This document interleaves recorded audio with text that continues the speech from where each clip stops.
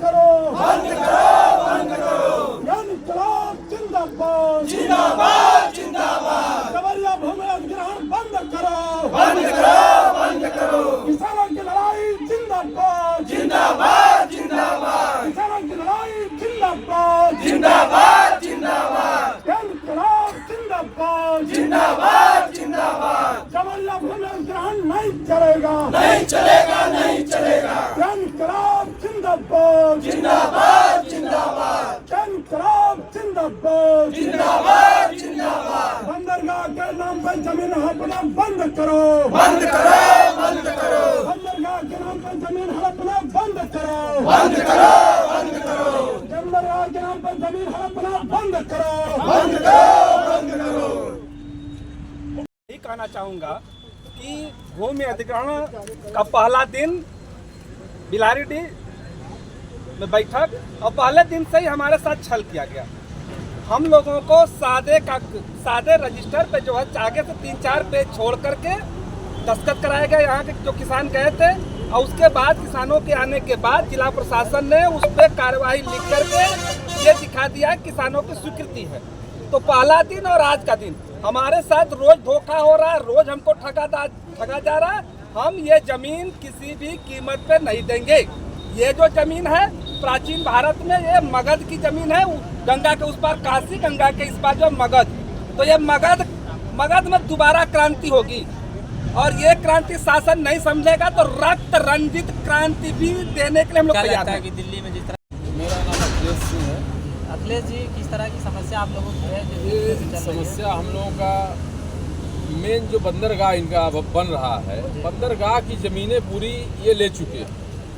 इनको बंदरगाह के लिए ज़मीनें नहीं चाहिए। यहाँ के अधिकारी भी बताते हैं कि यहाँ पे जो ज़मीनें बंदरगाह के लिए ली जा चुकी हैं, अब ये ज़मीन जो ली जा रही है ये फ्रेंड विलेज योजना के नाम पर ये अडानी कंपनी को ज़मीन देना चाहते हैं बंदरगाह के नाम पर, कि बंदरगाह यहाँ पे बनेगा, जबकि बंदरगाह के लिए ज़मीन पूरी हो चुकी है। कोई योजना बंदरगाह का नहीं है, लेकिन उसके नाम पर फ्रेंड विलेज एक योजना बना के यहाँ गरीब मजलूमों का, किसानों का ज़मीन, घर ये लोग अडानी कंपनी को तो इसमें कितने घर प्रभावित होंगे? कम से कम यहाँ हजारों घर प्रभावित होने वाले हैं। घरों को गिराना पड़ेगा इनको, और ये जो कुछ प्लाट भी हैं यहाँ पे इनको भी बहुत ज़्यादा नुकसान होगा। तो ये लोग ये सारी ज़मीनें अडानी कंपनी को देना चाहते हैं, और यहाँ पे बहुत बड़ा ये क्या इनकी योजना है। कंपनियाँ जो है कलकत्ता की कोई कंपनी, हाँ मालूम कुछ हुआ है कि इसमें कुछ प्राइवेट कंपनियाँ कलकत्ता की भी हैं। अब मिले हुए लोग हैं, क्या इनका षड्यंत्र चल रहा है अब तो यही सरकार बताएगी। हम लोगों को कोई बताया नहीं जा रहा है, केवल हम लोगों को भ्रमित किया जा रहा है कि आप लोगों की ज़मीन जबरन ली जाएगी।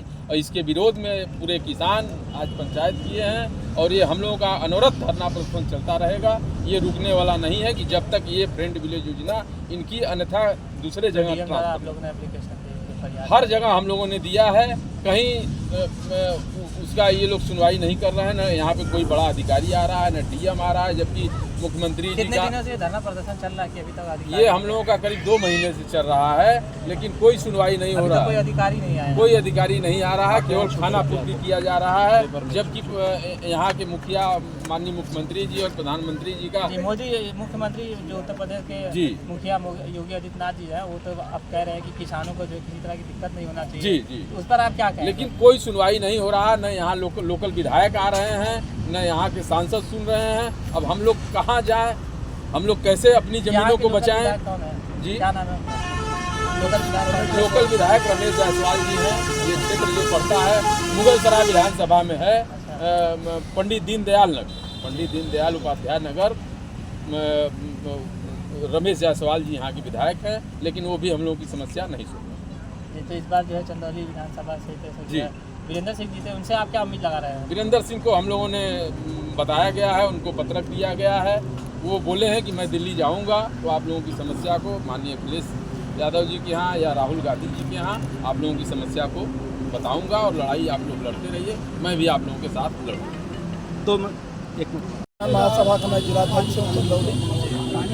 ये जो लड़ाई है भूमि अधिग्रहण का सवाल, पूरे देश में विकास के नाम पर कारपोरेट के लिए ज़मीनों का अधिग्रहण हो रहा है, और जहाँ पर रिहायशी ज़मीनें हैं, आबादी है, उन जमीनों का अधिग्रहण हो रहा तो है। इस जमीन को लेने के लिए आप लोगों को क्या नोटिस जारी हुई है? नोटिस जारी किया है, लेकिन यहाँ पर जो प्रभावित लोग हैं वो कह रहे हैं कि हम ज़मीन नहीं देंगे। जिनके पास सिर्फ रहने का मकान है उनकी ज़मीन की वैल्यू, तो कितने क्षेत्र में ये ज़मीनें होंगी और क्या होगी इसकी ये कीमत? ज़मीन लगभग इनको 100 एकड़ ज़मीन का इनका अपना प्लान है। लेकिन जिस प्लान के लिए ज़मीन ले रहे हैं, बंदरगाह के नाम पे ज़मीन ले रहे हैं, गंगा में जो है जल परिवहन के लिए, यहाँ पर गंगा में पानी नहीं है और कहाँ पे जो है नाव चलाएंगे, कहाँ पे जहाज चलाएंगे, कौन सा व्यापार होगा। आज जो है 5-6 सालों से सब चल रहा है। मात्र एक बार जो है धान की भूसी लद करके आई थी, इसके बाद तो मैंने कुछ नहीं समझा, कुछ नहीं कितना समय देखा। हुआ यहाँ बंदरगाह बने और कितनी बार यहाँ पे व्यापार हुआ? 4 साल से ऊपर हो गया, कोई कारोबार नहीं, कोई कारोबार नहीं। तो आगे क्या लगता है कि अगर बंदरगाह बन जाता है, जमीनें मांग रहे हैं, ये बंदरगाह के नाम पे लोगों को जमीन से बेदखल करना है और इस जमीन को बड़े बड़े जो कारपोरेट हैं, जो भूमाफिया हैं, उनको इस जमीनों को सौंप देना है। यहाँ पे शॉपिंग हॉल बनेंगे, यहाँ पर जो है बड़े बड़े इनके होटल रिसोर्ट बनेंगे, इसलिए इस जमीनों पर इनकी नज़र है। तो यहाँ की आम जनता चाहती है कि जमीन हम अपनी नहीं देंगे। नहीं देंगे, लोग जो है चाहते हैं कि जमीन हम नहीं देंगे। तो आखिरी यहाँ कदम क्या होगा आप लोगों का? ये लड़ाई चलेगी आर पार जो, और इस सरकार के खिलाफ लड़ा जाएगा जब तक जो है जमीन से, और ये पूरे प्रोजेक्ट को रद्द करने की लड़ाई है। ये जो है पूरी हमारी लड़ाई है कि सरकार से ज़मीनों को बिल्कुल बेदखल करना, ये बिल्कुल किसान यहाँ पे बर्दाश्त नहीं करेगा। तो वो इसमें लड़ाई। कितने जिले के लोग यहाँ पर हैं? और अभी तो लोग जो यहाँ पे प्रभावित लोग हैं, लेकिन इस लड़ाई जो जमीन अधिग्रहण की जो लड़ाई है, यहाँ पर तमाम जो बाहर से लोग आकर के भी जमीन अपना बैनामा लिए हैं, वो लोग भी हैं। लेकिन यह जमीन अधिग्रहण की लड़ाई एक पॉइंट पे हो सकती है, लेकिन चंदौली जिला पूरे जमीन अधिग्रहण का बहुत बड़ा सेंटर तो बना ये हुआ है। बंदरगाह आपका चंदौली में है या फिर वाराणसी में है? ये चंदौली में है। चंदौली। चंदौली और बनारस का बॉर्डर है, लेकिन ये तभी पूरा होगा जब चंदौली की एरिया इसमें शामिल होगी, तभी ये फ्रेड विलोज के नाम पर जो ले रहे हैं तब तक ये नहीं चलेगा। इस सरकार से हम लोग मांग करते जैसा कि हैं आप कि लोग 2013 कानून 2013 कानून को इनकम्प्लीट लागू, मतलब इनकम्प्लीट है, उसको कंप्लीट रूप से लागू करें। 2 चीज है आपको बता दें, 70% 80% सहमति आवश्यक। भूमि खाद्य सुरक्षा अधिनियम की धारा 10 के तहत ऐसी जमीन आरहाइशी नहीं ली जा सकती। वो संविधान के द्वारा पास है, पार्लियामेंट ने पास किया है। तो यह सरकार क्यों संविधान का विरोध के खिलाफ काम कर रही है? हम लोग संविधान लागू है, संविधान की मांग करते हैं और उस कानून को पूर्ण रूपेण लागू करें। यदि वो लागू हम लोग के ऊपर होता है 70% 80% तो जमीन दी, वरना सरकार वो बैक हो जाए, यही मांग है। तो 18 तारीख को वाराणसी दौरे पर मोदी जी आ रहे हैं, क्या आप लोग क्या मांग रखते हैं उनसे? ऐसा है, आज हम लोगों ने इस महापंचायत में निर्णय लिया है कि बंदरगाह से प्रभावित किसानों का प्रतिनिधिमंडल, माननीय प्रधानमंत्री जी, उनके प्रमुख सचिव और जो भी अधिकृत व्यक्ति होगा उनके प्रधानमंत्री कार्यालय, हम लोग मिलेंगे। मिलने नहीं देंगे तो उनको पोस्ट से, ईमेल से हम लोग भारत के राष्ट्रपति को सबके यहाँ कागज पहुँचाने का काम करेंगे। अपनी मांग पत्र के माध्यम से योजना रद्द करें, क्योंकि नियम संगत नहीं है, अवैधानिक है। और अवार्ड जो पारित किया गया है अभी आधा अधूरा है। आधा अधूरा शब्द बोल रहे हैं, भारत में है, भारत के संविधान में लिखा हुआ है कि आधा अधूरा है, ये रद्द करें। ये जो डीएम चंदौली और एसएलओ वाराणसी द्वारा पारित किया गया है, इसको तत्काल समाप्त किया जाए। अपना परिचय दीजिए। हमारा नाम चंद्र प्रकाश मौर्य है। मैं यहाँ किसानों की तरफ से जो है लड़ाई लड़ रहा हूँ। ये लड़ाई कितने दिनों से चल रही है और आखिरी में आप लोगों का क्या फैसला होना? अभी तो हम लोगों ने अंगड़ाई लेना शुरू किया, 2-3 बार से हम लोग जो है सड़क पर उतरे हैं जी। और हम समझते हैं कि जब तक हम इनको हरा नहीं दे देते हैं और हमारी ज़मीनें मिल नहीं जाती है, तब तक हमारी लड़ाई जो है जारी रहेगी। और हम समझते हैं ज़्यादा ये आपकी लड़ाई किससे है? हमारी लड़ाई जो है भारत सरकार, राज्य सरकार से, उनके अधीन जो नियम है, जो है दलाली खा करके ये चाहते हैं कि यहाँ की ज़मीनें जो है औने पौने दाम में खरीद ली जाए। हमारी लड़ाई तो आपकी जो ज़मीनें आने वाले दाम जिस तरह आप बता रहे हैं, अगर क्या आपको सही मुआवजा मिलता है तो क्या आप ज़मीन देने के लिए तैयार है? हम मुआवजा देने के लिए तैयार नहीं है, ये जबरदस्ती हमको पैसा देने के लिए तैयार है। हम जमीन नहीं देंगे। नहीं, आप कह रहे हैं कि आपकी जो ज़मीन है वो आने वाले दाम पे बेची जा रही है, आपको मुआवजा ये जबरदस्ती किया है। हमारे जमीन की दाम लगा रहे हैं, हम जमीन देना नहीं चाहते। ये आप ज़मीन देना ही नहीं चाहते किसी भी कीमत हम पर? जान दे देंगे, जमीन नहीं देंगे। ये जबरदस्ती दाम लगा रहे हैं कि इतने 1.25 लाख रुपया विश्वास से हम तो 18 तारीख को प्रधानमंत्री वाराणसी दौरे पर है, क्या योजना आप लोगों ने बनाई है, क्या मुलाकात करेंगे, क्या बात करेंगे? तो हम लोग तो पूरे गांव के लोग तो जा नहीं सकते। कुछ लोग जो है ये प्रतिनिधि मंडल जो है जाएगा, अगर मिलने देंगे तो ठीक है, अगर नहीं मिलने देंगे तो इतने बड़े पैमाने पर हम लोग जो है विरोध करेंगे। हम लोगों ने पहले ही बोला था कि मोदी मुक्त भारत होगा, सबसे पहले बनारस होगा। बनारस मुक्त तो होते होते बच गया है, पर अगर ये हमारी जमीन अगर लेंगे तो आंदोलन में भी एक रास्ता है जिसके माध्यम से हम उनको छुटा देंगे।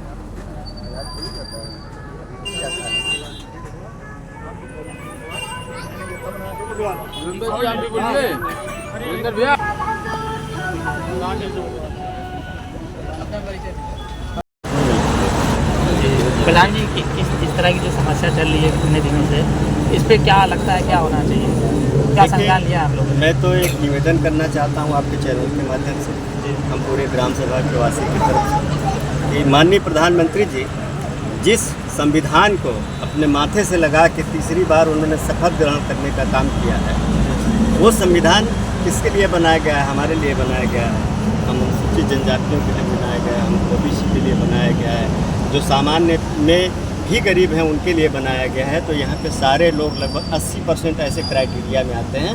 मैं प्रधानमंत्री जी से निवेदन करना चाहता हूँ कि अगर उनको यहाँ के अधिकारी लोग गलत सूचना दिए हैं, क्योंकि यहाँ पे कभी भी किसी भी वक्त जब भी सरकारी कर्मचारी आए हैं, मीटिंग किए हैं, यहाँ के लोग ज़मीन देने को राज़ी नहीं थे और उन्होंने गलत सूचना देके, यहाँ पे डीएम बच्चालाल मौर्य जी थे, उन्होंने गलत सूचना देके कि यहाँ के किसान लोग अपनी ज़मीन रजिस्ट्री करने को तैयार हैं। और कुछ किसान ऐसे ज़मीनों को दिए हैं जो गंगा नदी में चली गई है या तो तालाब पोखरे के रूप में है, उनको पैसा चाह रहा था, भ्रमित करा के उन लोगों ने कुछ ऐसी ज़मीनें लिखवा ली। और बाकी जिन लोगों की इतनी कीमती ज़मीनें हैं, आप समझ लें कि लोग भाई लोग बता रहे थे 20 लाख, मैं बता दूं आपसे 500 मीटर दूर पे यहाँ पे रसूलागंज में 40 लाख रुपए ज़मीन की कीमत लगी है और रजिस्ट्री हुई है, टाटा वालों ने रजिस्ट्री कराई है। अब आप समझ सकते हैं, पहली बात हम लोगों को कीमत पे जानी नहीं है। मोदी जी, हमारे प्रधानमंत्री जी, हम बनारस वासी उनको यहाँ पे क्या मैसेज देना चाहेंगे? मैं ये मैसेज देना चाह रहा हूँ, जिस तरीके से प्रधानमंत्री जी यहाँ आते हैं बनारस में, बनारस के होके अपना पूरे देश में, पूरे विश्व में नाम कहलाते हैं। हम यहाँ के बनारस के वासी हैं, हमको रहने दिया जाए, हमको उजाड़ा न जाए। मोदी जी कहते हैं मैं माँ गंगा ने बुलाया, मैं कहता हूँ माँ गंगा की गोद में हम लोग पले बढ़े हैं, हम लोगों को यहाँ से हटाया न जाए। और मोदी जी को मैं एक और संदेश देना चाहता हूँ, प्रधानमंत्री जी को भी संदेश देना चाहता हूँ कि उनके अधिकारियों ने उनको गुमराह किया है इस बंदरगाह को बनाने के लिए, इस ग्रेट विलेज को बनाने के लिए। क्योंकि इससे हमारे बनारस की कछुआ सेंचुरी भी प्रभावित हो रही है, जो वहाँ पे शमशान घाटों पे, हरिश्चंद्र घाट पे और वो घाटों पे लाशें जलाई जाती हैं, वो लाशों को कुछ अवशेष फेंके जाते हैं गंगा नदी में। कछुआ सेंचुरी इसलिए बनाई गई थी, आज उन्होंने 17 किलोमीटर दूर हटा के कछुआ सेंचुरी को नारायणपुर से आगे कर दिया है। मैं सवाल करना चाहता हूँ कि अब गंगा नदी साफ कैसे होंगी? वो जो अधजली लाशें हैं उसको साफ कौन करेगा?